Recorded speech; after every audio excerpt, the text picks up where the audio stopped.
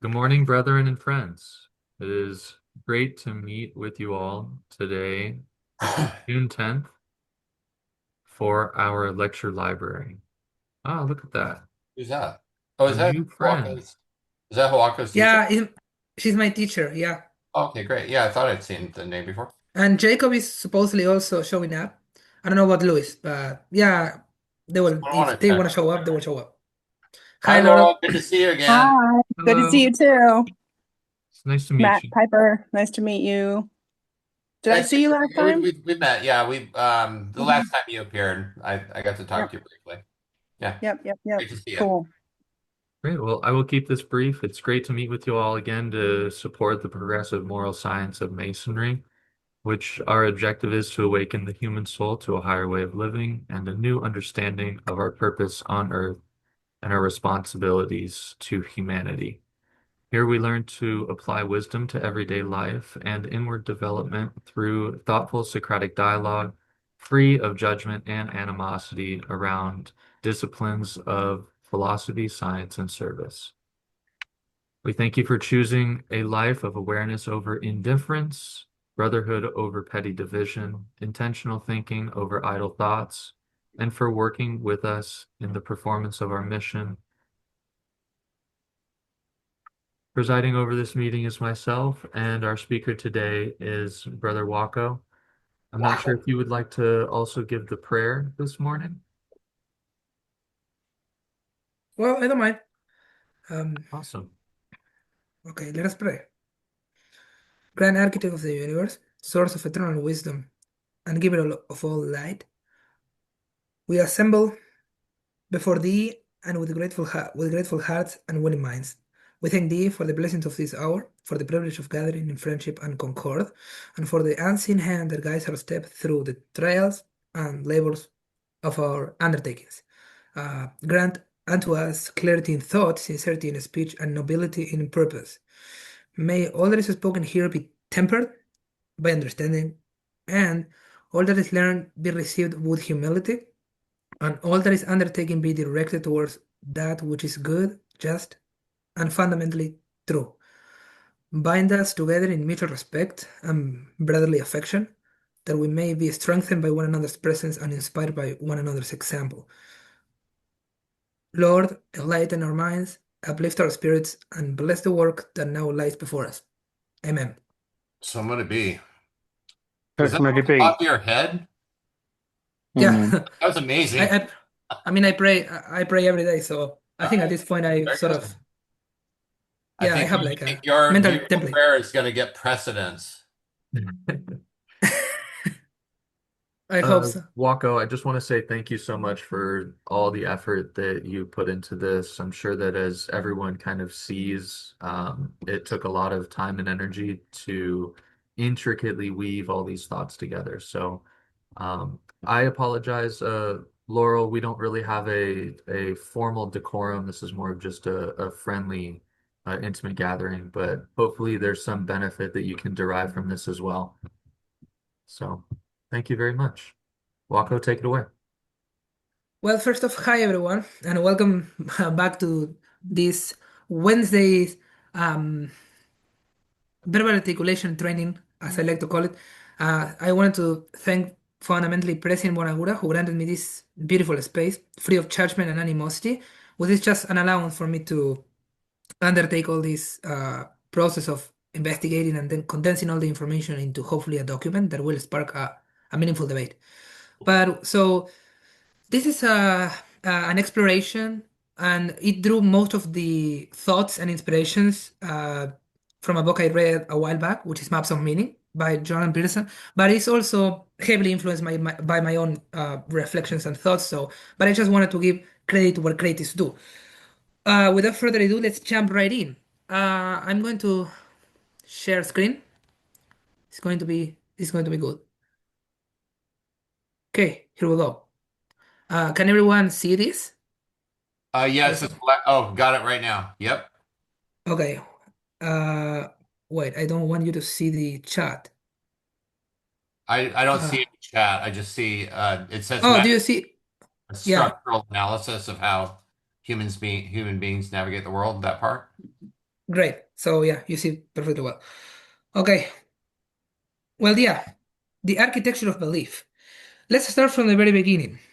Ladies and gentlemen, before we dive into the machinery of myth, belief, and perception, I would like to begin with a deceptively simple question. What exactly is it that human beings perceive when they look at the world? The answer turns out to be far more complicated and far more consequential than it initially appears. Human beings do not primarily perceive reality as a detached collection of objective, static objects, but rather as a forum for action, empowered fundamentally by perceptual instincts and intrinsic motivations. While modern science excels at describing what things are, human experience is organized around what things mean. And that is way more profound.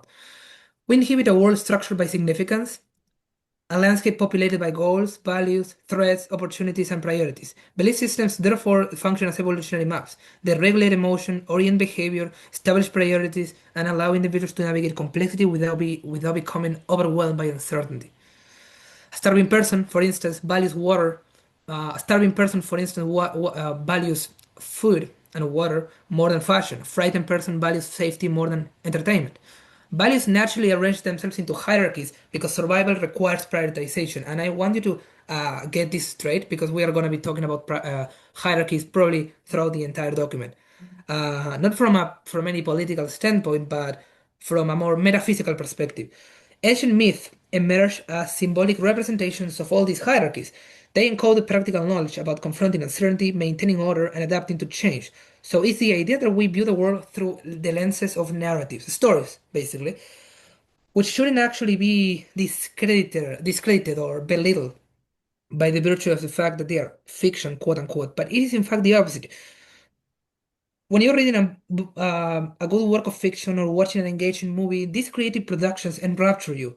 And so you ask why? Well, it's because they managed to pull together a distillation made out of a myriad of human behavioral patterns that are layered on top of each other.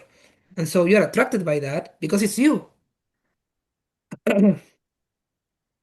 So whenever you find yourself in a concert, a museum contemplating majestic pictures, or when you go to the movies, you are endeavoring to find out what humans are like. That's in essence the underlying motivation that drives our curiosity and quest for completion and spiritual fulfillment, obviously. Since we don't know ourselves, we pretend as if we do, but we don't actually know ourselves. Um, so bear with me. They say that last part. I We don't actually what ourselves? Know ourselves? we we don't know ourselves. We pretend we act as if we do, but actually we constantly carry way more information than we know that we even allow ourselves to comprehend. Yeah, So mind. it's this idea that is going to transcend across the entire document. That is almost as though external powers is like a puppeteer pulling our strings. So we have to take that into account because we are not fully free in a sense from this perspective that I decided to take on. So let's see if I can move on. Okay, great. Um, Now, in the spirit of sort of fleshing out the kernel that glues all the bits and pieces of this document, I wanted to emphasize the first account of God that humans have distilled, which is the Enuma Elish. You may be familiar with it, you may be not. This was a cosmic battle which took place at the very beginning of time, and it's the centerpiece of the Babylonian creation epic. It details how Marduk, of whom I'm going to talk about in a minute, he was basically the champion of the younger gods, and he defeated the primordial goddess of chaos, Tiamat, which is quite funny because Tiamat in the Mesopotamian language, the closest we got to a translation because it's not quite accurate, and I don't speak Mesopotamian, but it derives from a word which is like Tiamat. I don't know how to pronounce that, but it means translated into English is something like chaos. So enraged by the death of her consort, Apsu, and the disruptive noise of the younger gods, Tiamat, the chaotic personification of the salt sea, raised an army. She created 11 monstrous demons and appointed her new consort, Kingu, which for us, uh, let's say for Christians and Jews, is like the precursor of Satan. And so he was put at the head of the battalion. Um, So one by one, obviously the gods try their best to vanquish this enemy, but this was like a mortal enemy. She was literally the embodiment of chaos itself. So they just came back humiliated and with their tail between the legs in an attempt to like bridle Tiamat's massive perdition that was being propagated. But the situation took a turn for the worse when finally the gods surrendered, and then they decided to elect one single god, and you see how these hierarchies are, start to sort of take shape, because there was a variety of gods, the god of love, the god of war, the god of nature, and so of all of them, only one was elected, and this was Marduk. Um, to rule over the entire domain of order. And so he has two main attributes. One, he has eyes all the way around his head, so he's attentive. And he can also speak magic words, so he has mastered the logos. You may understand it that way. That's at least what I've been able to gather. And so it helps, these two attributes help him a great deal in wrapping up Tiamat with a net. That's how he defeated her. He wraps her up with a net and he strikes her with a mace, with a magic mace. And this is, well, precisely how he ushers in the new world order, which is habitable, unlike the uninhabitable chaos which preceded the universe. Um, it's not like Marduk evaporated chaos by snapping his fingers, but he just reallocated all this untrammeled potentiality and distributed it across the world. Um, so it serves as one of humanity's earliest depictions of the eternal struggle between order and chaos, light and darkness. You can choose your dichotomy.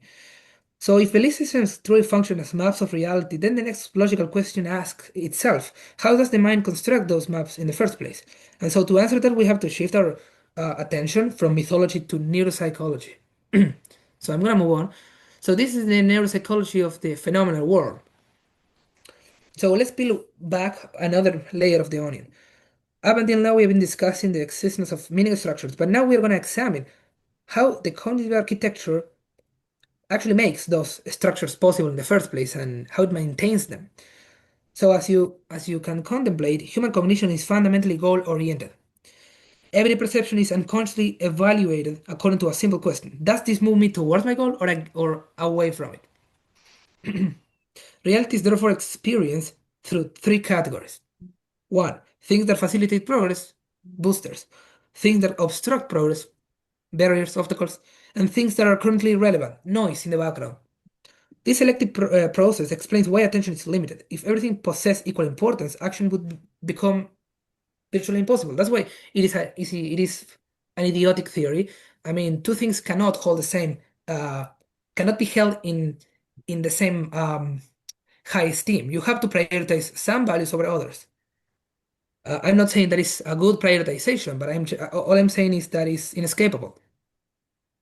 So routine situations are managed by automated cognitive systems that govern familiar environments efficiently. That's a task for the left hemisphere to get done, whereas other systems monitor for anomalies, unexpected events that violate expectations and demand immediate attention. Here's where the right hemisphere comes in to calibrate our sensitivity, our emotional responsivity to better cope with drastic shift in stimuli.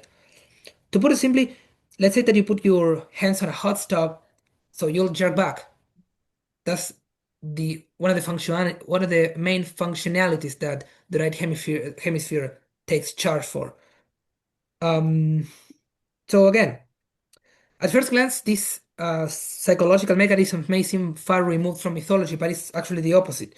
These patterns we have just gone over begin reappearing everywhere, from ancient religious narratives to modern literature.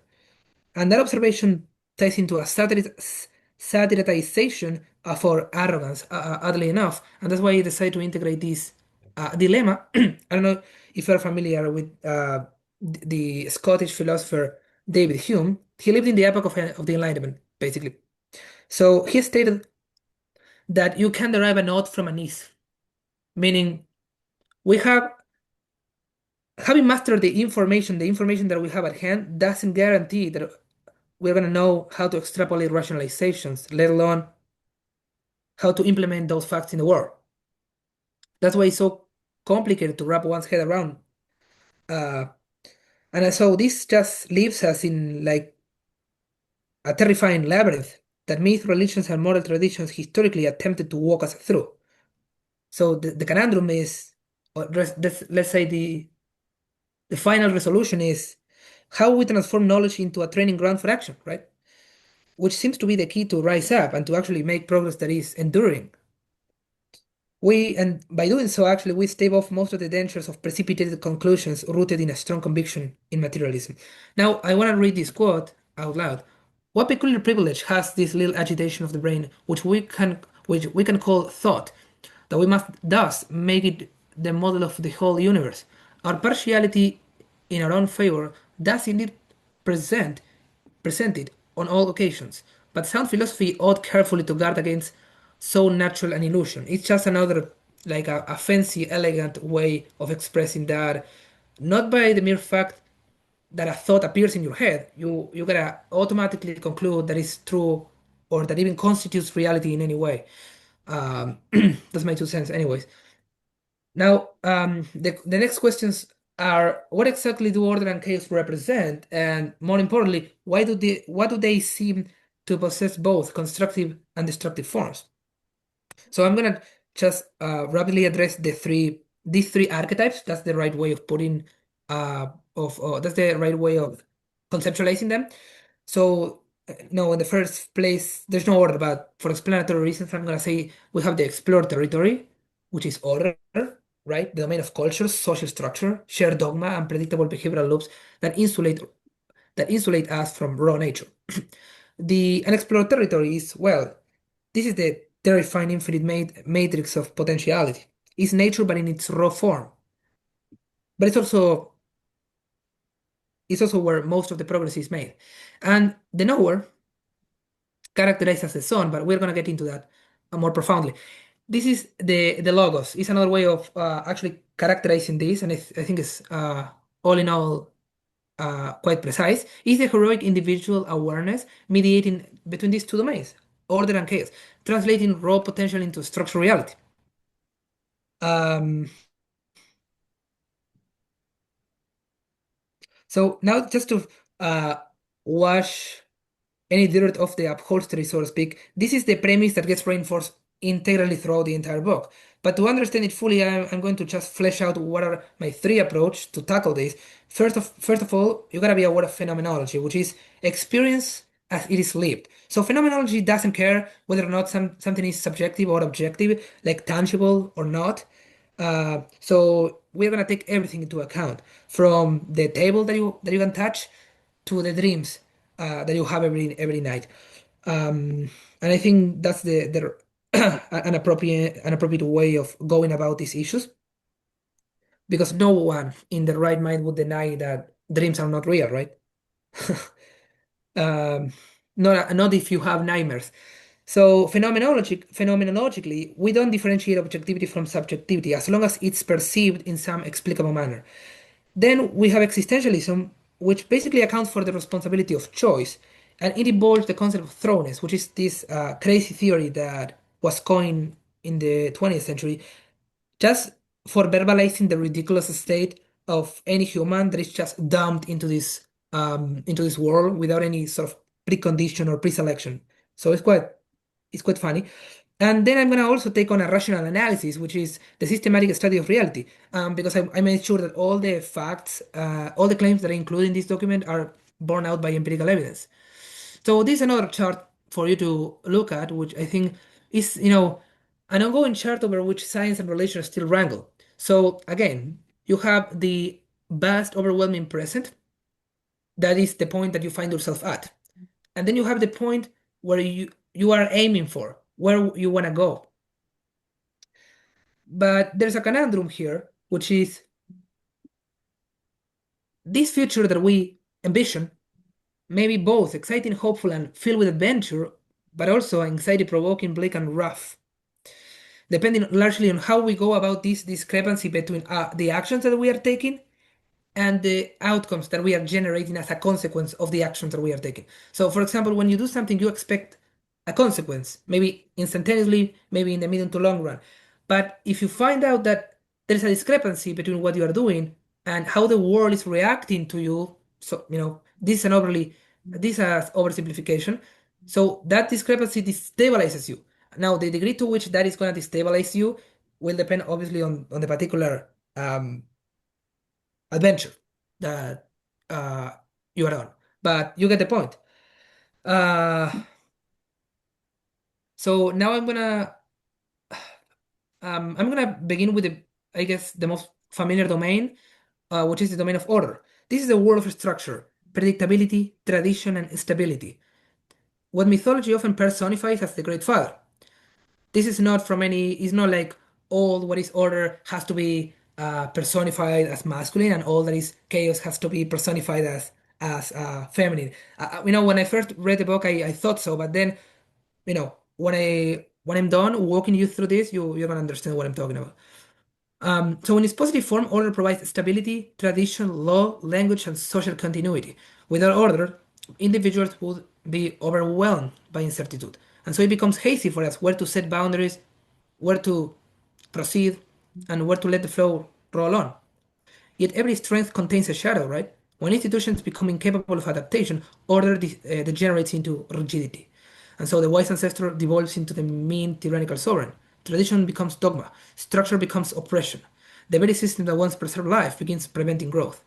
Yet no matter how necessary order may be, it tells only half of the story. Because human beings do not merely inhabit what is known. So we are constantly confronted by what lies beyond our scope of immediate interpretation. Because our biological configuration craves for challenges and the reward that is to be gained at the end of our endeavors. We need a carrot and a stick, right? I mean, and both, if you think about this, if you want to let this sink in, you gotta understand that both depend on each other, right? I mean, a carrot alone and a stick alone, I mean, they may just perform their activities fairly well, but when you put them in combinations, like that's only then both elements have meaning, uh, but in an interconnected way. So let's continue. This is the domain of chaos, right? Unexplored territory. And this is what let's say the school of Greek thought characterizes as the Great Mother. So did paganism, for example. This is the source of both creation and catastrophe. In its positive form, chaos is the source of creativity, discovery, innovation, and personal transformation. Every scientific breakthrough, artistic achievement, and psychological rebirth emerges from an encounter with the unknown. Yet chaos also deep down nurtures a terrifying dimension because it manifests as illness, catastrophe, mortality, and psychological disintegration. When familiar structures collapse, individuals can experience paralysis, confusion, despair, and the like.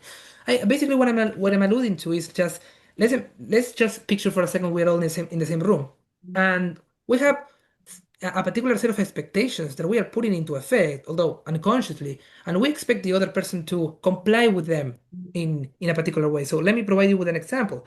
If we were all in circle, like having a meaningful conversation, chatting away, and all of a sudden one of us would were to take out a gun and fire like into the air, it would be like we would be perplexed, absolutely frightened, because it's not something that even remotely resemble to our perceptual knowledge, to our set of assumptions. So that is um, what destabilizes us, and as a consequence, you no longer know if that were to happen. It's only a very vivid example, but you no longer you would no longer recognize where you are. That's the profound impact this has. Um, so I think I'm done. This is another chart, and I because I this chart was particularly interesting to me. I was hesitating actually as to whether to add another imagistic representation or not. But when I finally came to grips with this one, I think it's wonderful how these concentric circles work, uh, and it's just an exemplification for you to see that both. I mean, the three of these elements, the archetypal son, the great father, and the great mother, uh, the three of them possess a enlightening and dark side, a positive and negative form, if you will. And it's also actually how human beings are wired, if you think about it. We are just thrown into this island, and so little by little we gain familiarity with the island, right? But we don't know what lies beyond that, what is in the ocean around us.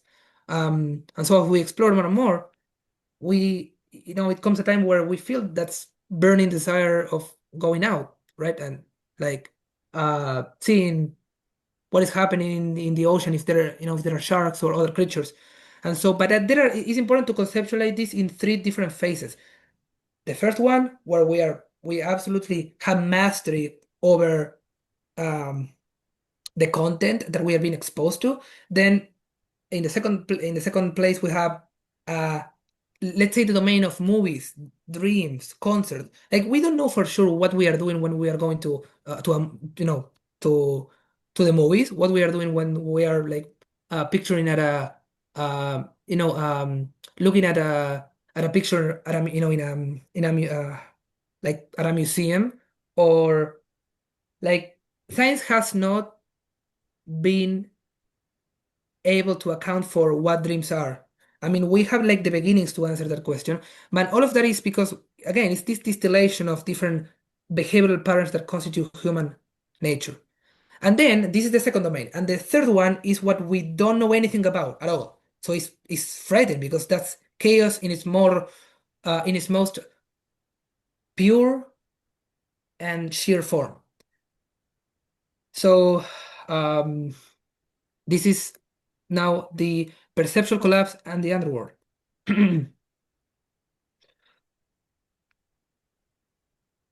Well, because sooner or later, every one of us encounters an anomaly, right? Powerful enough to shatter the assumptions that we rely upon to navigate the world.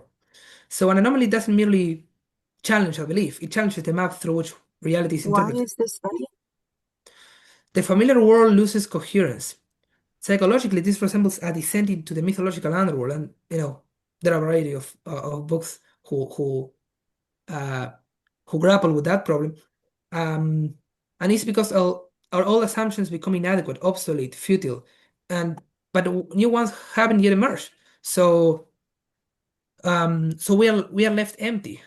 And this phase is often characterized by anxiety, confusion, and instability. It performs an indispensable function whose magnitude can hardly be overstated. So, but before better structures can be soldered together, obsolete structures must first dissolve. Fortunately, collapse is not the end of the story, it's just the beginning. And the crucial question becomes, how does transformation actually occur? So now I'm about to immerse myself into what you guys would call the meat and potatoes, um, because I want you to picture this smooth, straightforward arrow or line as a circle, actually, because it's better for explanatory reasons. Um, Actually, I'm gonna flesh this out. First off, we have paradise, order. And this is when we do just fine, but we just don't have enough resourcefulness at our disposal. So we are basically ignorant, we are dumb. You can liken this first phase to the inceptive status quo that the Israelites were agonizing about, when they were trying to free themselves from Egyptian bondage. And it's not about, laying, laying the blame at the feet of like the systems that we are under. It's not about capitalism, communism, or politician A or B, but it's actually it's about concerning the fact that we don't have enough tools to renew ourselves, basically. And so your naivety punishes you. In the second place, we have the fall. This is the anomaly, and I want to make the case for the disruption that appears. A cataclysm that breaks out and knocks us out. So you might get dejected and question the validity of your wretched position in the galaxy, because that's precisely what you are expected to do if you happy to go through a rough patch. But another possible reaction uh, is to get bitter, vindictive, or scared. But that's not a better way. It's not by any means a better way of conducting yourself.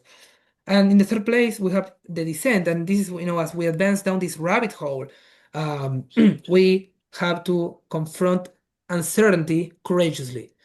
And, but preferably of our own accord, not because someone else is forcing us to make that choice. So we better do it heroically rather than begrudgingly. And here's where you, at your own pace, begin to make sense of the conditions that you have inherited and the ones that you have manufactured on your own.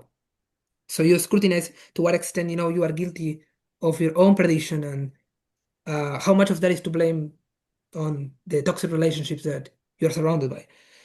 Discovery alludes to the extraction of new knowledge. This is the synthesis of fresh data via the logos.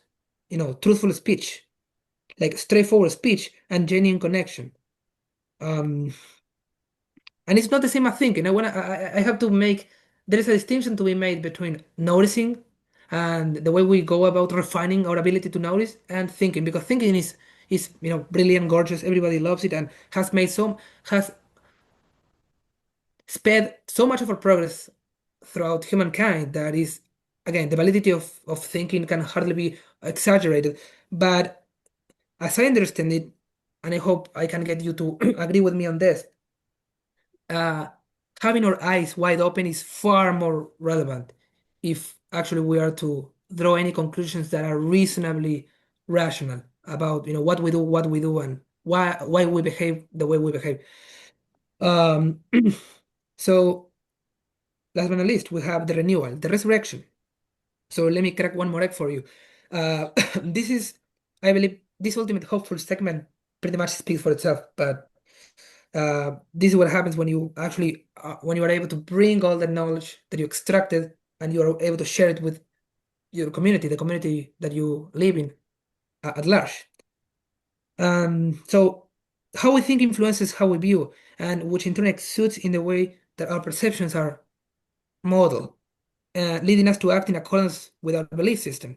And otherwise, if that, again, I'm tying this back to what I said at the very beginning, if we don't do this, that discrepancy sort of bubbles up and we become socially dissociated because we act out things that we don't believe and we believe things that we don't act out. And that's kind of a sickness of the spirit. So I want to walk you through quickly the two main pathologies that arise as a consequence of not having integrated um, the three constituent elements I already expounded on. And so, in the first place, we have totalitarianism, and this is the refusal to revise outdated belief. This is when reality is warped or forced to comply with ideology however it can, rather than ideology adapting to reality. And so, the side effects are censorship, scapegoating, rigidity, and oppression. Arbitrariness obviously may take a variety of forms, sizes, and colors, but I think the three main ones that I have included are the Goose Step Parade, the Ukrainian famine, which took place in well in Ukraine in the 20th century under the uh, communist regime, and well, by the same token, the Great Leap in communist China. And so again, these are all political instantiations, but don't be thinking that totalitarianism has been erased completely. Nihilism, on the other hand, is the opposite error. It sits on the opposite end of the spectrum, but it's just equally as relevant. Um, because it is the abandonment of all structures, frameworks, and values. And without orientation, individuals become overwhelmed by uncertitude and piercing meaninglessness. Now, what caught my attention the most was the demoralization leading to apathy that nihilism makes the case for. Because if we strip away all intrinsic values, then we swiftly drain our energy. And since if nothing matters anymore, why would I care to do anything in order to fix my wretchedness, right? So it can be helped. That's the conclusion nihilist people come to. Let's rejoice in the putrefaction of the system. Again, both represent failures to maintain a healthy relationship between order and chaos, and also both represent a failure to connect with the ineffable. But if both extremes edges ultimately are cut to the quick, so what's to be done, right? Um, if neither stiff certainty nor absolute chaos offers a viable path forward, then we are left with a final question: where precisely should we orient ourselves? And so we come to the end. This is the path of the hero. Um, this is the destination towards which every previous point has been pointing. The idea of meaning and how it arises. Meaning emerges neither from complete order nor from complete chaos. It emerges at their intersection, as they intersect. Human beings flourish when they remain grounded in what they understand, while voluntarily contending with what they do not. Too much order produces stagnation, and too much chaos, disintegration. Growth occurs at their boundary. Meaning functions as an evolved psychological signal indicating that one is learning, adapting, making mistakes, but moving forward. The central lesson of maps of meaning can therefore be synthesized readily as follows. The highest form of development is achievable only when boldness confronts uncertainty and conquers it, without abandonment, without abandoning structures, despairing at the injustices of our placement, or cursing whoever crosses our way. And so that's pretty much it. So I'm done. Well, I can't stress first off heavily enough how grateful I am, Mason. Thanks for having granted me this space, and thank you, all of you guys. I'm gonna stop sharing the screen. Thank you for having shown up. This is a topic that I have studied for quite a long time, and again, I left out like innumerable details because this presentation could have been uh, way way larger. But I think I pretty much comprise the essentials. So Matt, you have your hand up. Dude, that was freaking amazing. Nice job. What a brilliant exposition of the material. Um, a lot there, Thank man. you. Um, I guess I'm reminded of I don't know if you know the writer Robert Pirsig. He wrote Zen and the Art of Motorcycle Maintenance and another book called Lila. And he talked about a very simplified version of the same thing, where he sort of separated things into static and dynamic quality. And dynamic, like your example of like putting your hand on the hot stove, like there's a dynamic quality to that is pre-thought. Like you are moving your hand away, that is a decidedly bad quality experience. But then Right. the memory or the thinking afterwards and the prediction mechanism of the brain, which you also referred to, is more the static. And that dance between static and dynamic or order and chaos, like you said at the end, is really, that is what is the functionality of a human being. You have to have enough chaos in order to grow into something, and you need to have enough order to have a foundation from which to operate. And I thought you did a brilliant job, dude. Amazing. Well, thank you so much, and I I'm so glad you brought that up because that's actually the conclusion that I've been alluding to, and I wanted you guys to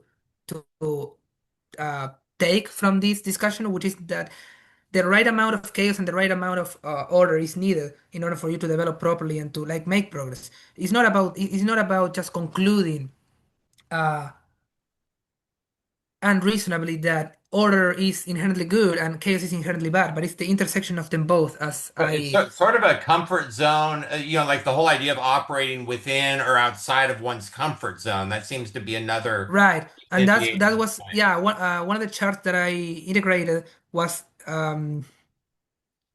the the diagram of the archetypal son, the great father, and the great mother. And so the idea actually there is that we have these three concentric circles.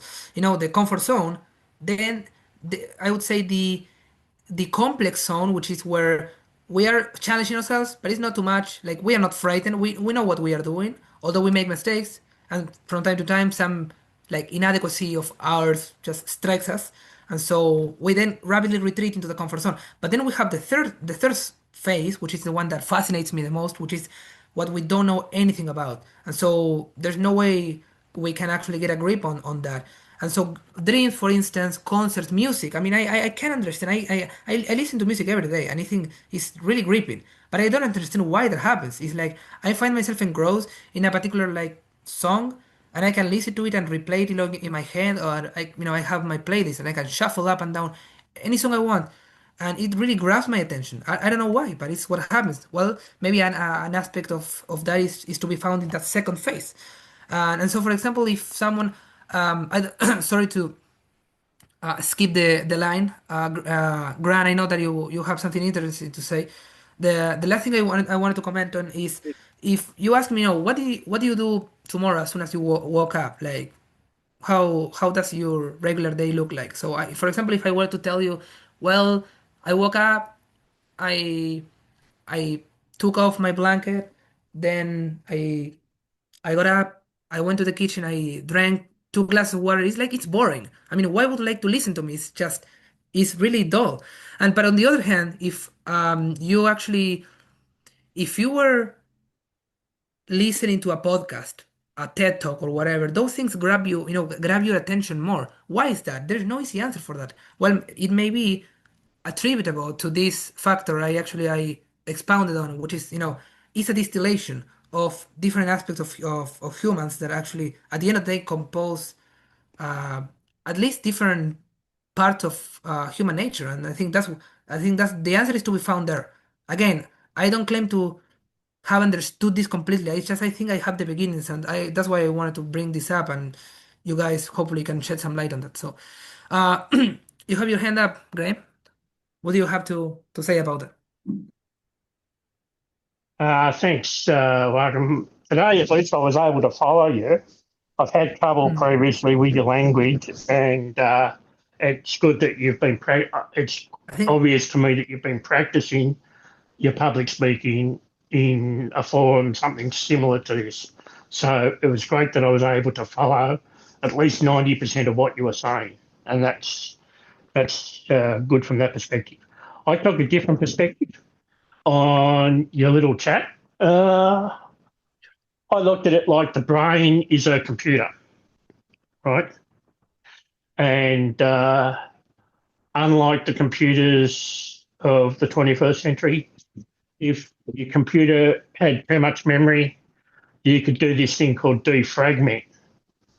And it sort of put everything back into little slots so that you can recall your information a lot quicker when you needed to retrieve that information. But when you look at things like brain injury, heart failure, what else do we have? Um, Alzheimer's, or whatever you like to call it over there. And we say that we've got memory loss. We don't really have memory loss. We have a memory retrieval problem Right. because the information is always in the system somewhere. It might take a day or two to come up with it. You may not recover it at all, but um, I the mathematical equation that I like to quote quite regularly. I don't know where it comes from. I don't know whether it's actually been written down before, but you can add to your memory, but you cannot subtract from it. And I get the whole I get the whole essence of what you're saying in a different frame of light. I just look at it differently to what, say, a Matt would, or a Mason would, or a Joshua would. So that's what I took today from your 30-minute, 40-minute speech. I I tend to prioritize quality over quantity. So I didn't mean to enlarge so much, and I try to shrink the the file as much as I could. But It's a big I book. mean, what? It's a big book. Yeah, no, yeah, it's really a dense. Like it's a piece of academic writing. It's over 600 over 600 pages. So, but I think it was reduced fairly proficiently. Um, So, and another reason, one of the factors that normally, pits science against religion is that whereas one seems to provide like a moral guidelines for us to sort of conduct ourselves in the world in a manner that is uh, iterable, because that's at least uh, to say the least, the most relevant factor for any society to prevail, which is, you gotta be playing a game because that's what fundamentally life is. It's not one game, but it's a set of games. So that's why you never get to sacrifice victory in one game at the expense of victory across a set of games. But it has to be iterable. I mean, you have to have the capacity to do it again and again. So the question you should ask yourself is, how can we continue to play together in a manner that will make that playing together better next time we do it? So not only are you doing what you should be doing you are doing it in a manner that increases the probability that you will do it better the next time you do it. So, um, and I guess that's also like encoded across all the slides. I know it's like too much water, and I've been studying this for a long time. Um, but I think the this stark contrast between the masculine part of human nature, mostly associated with order, and the feminine part associated with chaos, is not like one is bad, the other is good, like we disputed. But it's a matter of finding like the right sweet spot, like Matt was also saying. So, what do you make of that, Matt? I was just sort of reflecting on the talk, and there's another person you may be interested in. His name's Ian McGilchrist. He wrote a book called The Master and His Emissary. And you were talking about some sort of differences between left brain and right brain, in a sense. And his idea is that our sort of rational, like the part of our brain that makes that does predictive modeling and thinks and reduces things into thoughts and like little like nuggets that it can manipulate or whatever. He said that's actually become the master in our society, but it's the other side of the brain that is more of this holistic, like meta view of seeing things. And so we get real attached to this, very logic based linear way of thinking. But there is a way of, like we carry this order and chaos in our own minds. Like there's Right, literally halves, you that's know, so true. if you believe in a physicalist version of like the brain producing, thought and consciousness, it's already all in here. And it also reminds me of that Solzhenitsyn quote of the line between good and evil running through each person's heart. We're this Runs down, duality. yeah, the heart of each human being. Right. Oh, Yeah, well, I that's think it's really that neat. that quote still holds up, and the Yeah, reason that quote, you know, um, like can be subject to scrutiny and it will have no problem is because, uh, like at the heart of it, if I incorporated into one of the slides the two worst pathologies, nihilism and totalitarianism. If you don't think that you are actually capable of inflicting damage to that point, if you don't think that you are not a person who would even, hurt anyone, harm anybody, right, you are probably the person doing it. right. And that's There's always a and shadow. right, that's the integration of the shadow, and I think I mean, it was also a motif which was like backgrounded, but was also there, and I'm glad you noticed that. Yeah, that's great stuff. I also enjoyed I wasn't I guess I'd heard the names Marduk and Tiamat before, but I Yeah, never had like any kind of real exposition of what they were or how they is that one of the first it's actually the religions? first account. It's the first account of a god, and so because at the very beginning of time, according to the Mesopotamian writings, there was this gigantic Leviathan. Let's say it's not a Leviathan; that's another creature. But there was this serpent, the sinister spirit that dwells in darkness, which was another personification for disorder and chaos. Okay. And also there were a myriad of different gods. Each of them occupied a particular domain, but they were all incomplete. So, but when they all realized that the chaos was just devastating and it was no longer bearable, they had to do something about it. They elected a god, which was Marduk. So that's cool. That's really cool because he was elected democratically, and it's like a way of saying this is like the best we have been able to come up with. And it's the same that happens to books. For example, I mean, if you read, I don't know, Shakespeare. I mean, why do you like Shakespeare more than, I don't know, another piece of literature? I mean, at the end of the day, both of them belong to the category of literature. Well, it's because one is more um, has integrated more parts of our psyche. That's another way of thinking about it. And so Marduk is funny because he counted on a variety of tools. He had a mace, a net, and so he wraps up the serpent, which is like a way of saying like the triumph of order over chaos, and it's exactly how like the universe is constituted. It's like this flagpole, you know, if you read if you I don't know if you have read the part of the Bible where the Israelites have to confront the serpents by like putting the one of the serpents in the flagpole. So it's that idea of it's like a stick of order, a stick of chaos, but surrounded by continual order. It's the same idea, and so it gets repeated across all the religions. And I know that I think the writings of Hinduism sort of tap into that. I mean I've read a little bit about, but I'm not that familiarized with that literature. So Yeah, one thing that came to mind when you were talking about Marduk and Tiamat was Marduk's weaponry, was a net. So he was containing, he was establishing a right. boundary.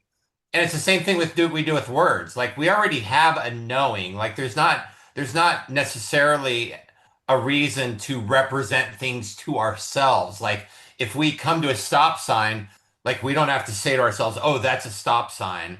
There's already like a knowing.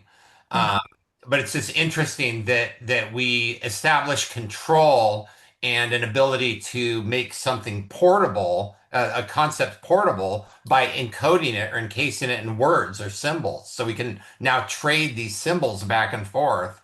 And it's very much this process of netting. Like understanding is like putting a net over experience to some degree, I think. Definitely. Joshua, sorry, did I might have gotten this wrong, but I thought I saw you raising your hand. Oh, well, I did raise my hand. I just said what oh, there's one other thing.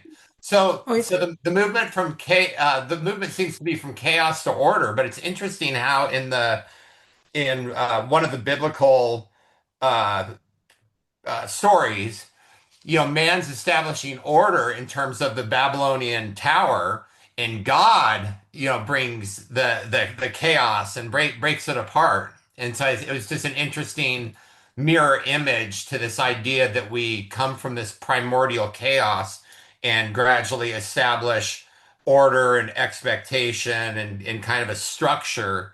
Um, but yeah, this biblical story does the opposite. It's like man became too Mm.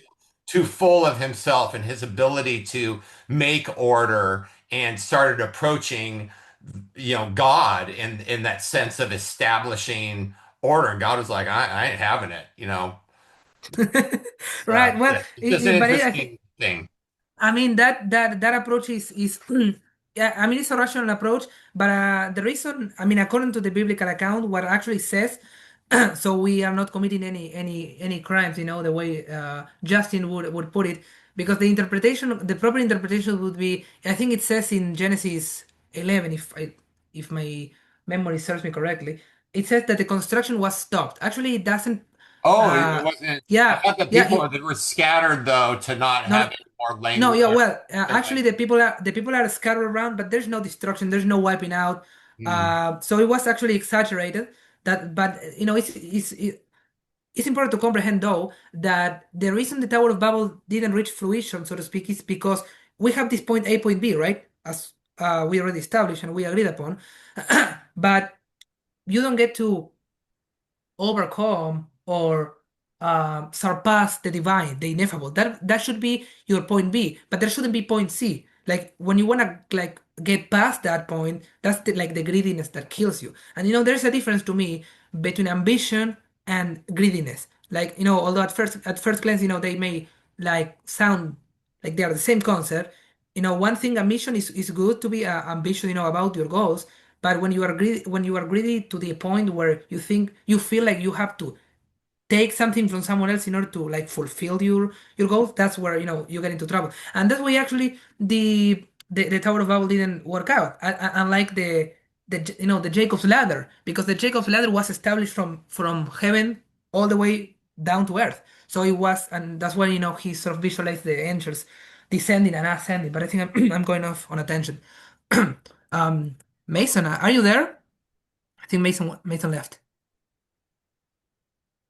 I mean, I'm so excited about I this, just see. all these motifs, because I think that they are so they are hyper real. They are not real. They are hyper real. And so when you start to extrapolate these patterns, I think you really sort of get a grip on the world, uh, like in a more um, in a more sustaining way. And it's also a mark of humility, right? Because some people just tend to dismiss the whole Bible because it is not based on empirical facts.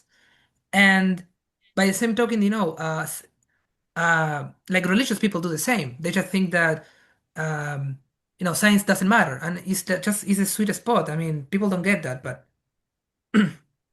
There's something interesting about this idea of like fictional versus nonfiction. And I just wanted to sort of put it out there that some of the most real truths I've ever gotten, like there's a difference between fact, like reported fact, and the formulation of or the communication of truth.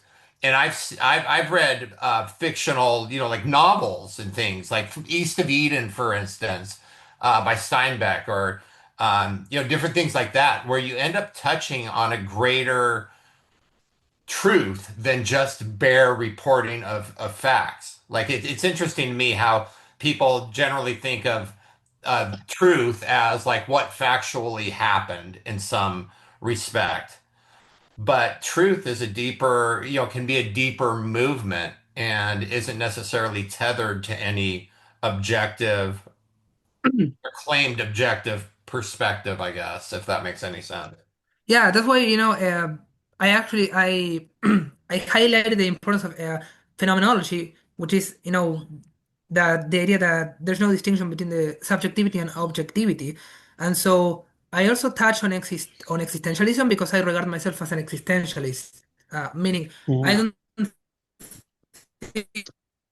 think people believe what they say. I believe people believe what they do. Actually, I mean the way they act. So that's why if someone asks me if I believe in God, my reason is my my response is I act as if he does. I can ascertain whether or not he does exist, but it's the idea of helping the poor, helping someone who is a more uh, um unfavored position than you are. And I don't know.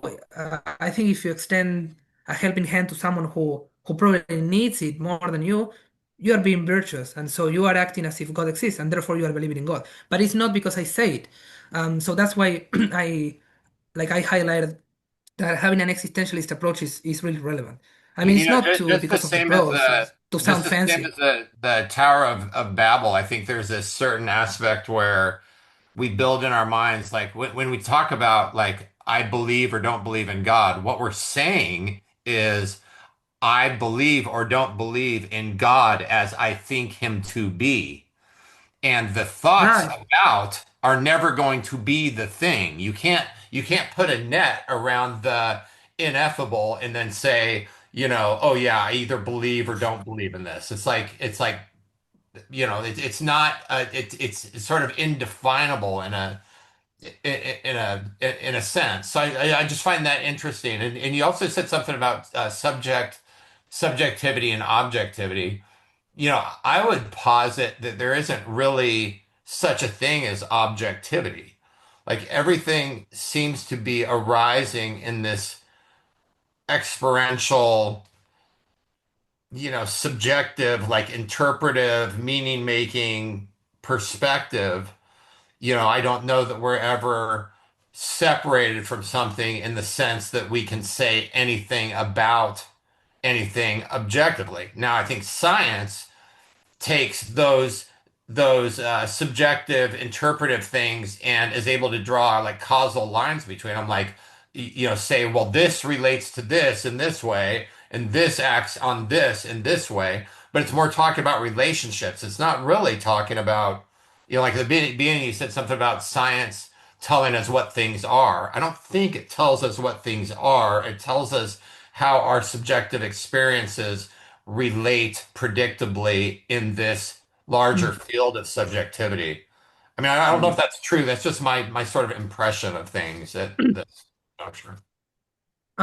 Well, one of the biggest takeaways I extracted from this monumental book is you actually perceive the utility of objects before you can even articulate it, and that's why language arose like millennia after we actually started to use objects and we started to like even coexist.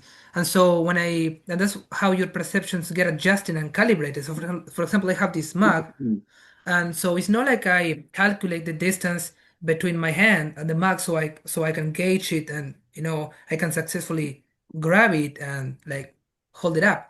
That's too slow. I mean, if my ancestors would have done that, they would have been just picked off by some mastodon. It's like that's not the right way humans act. It's like it's like a really it's a misconception that has been like propagated.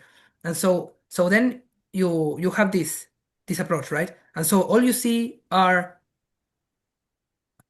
boosters that bring you closer to your goals and obstacles, hurdles that just obstruct your progress. And then all the rest is irrelevant. So and if for example, if now we know Well, wait a minute. Are you let me suggesting that without cognition, because there had to have been a precognitive time, and there still would have been expressed behavior as there still would have been manipulation of objects and activities within social hierarchies according to their rules and regulations or whatever. It seems like you're saying that that are you saying something about language as being like a what did I think I'm losing the thread on what I thought you were referring to there. It seemed though that you were talking about language as sort of an add-on. right, yeah, well, it's precisely what it is. It was just a Okay. formalization of the actions that we were already taking and like the activities we were Right, like a already narrativizing participating in. of what was already taking place. Right, yeah, that's I think there's no more decent way to conceptualize language. And so what I think there was another point I wanted to illustrate, but until it comes back, Joshua, take the lead. You can I you have your hand up.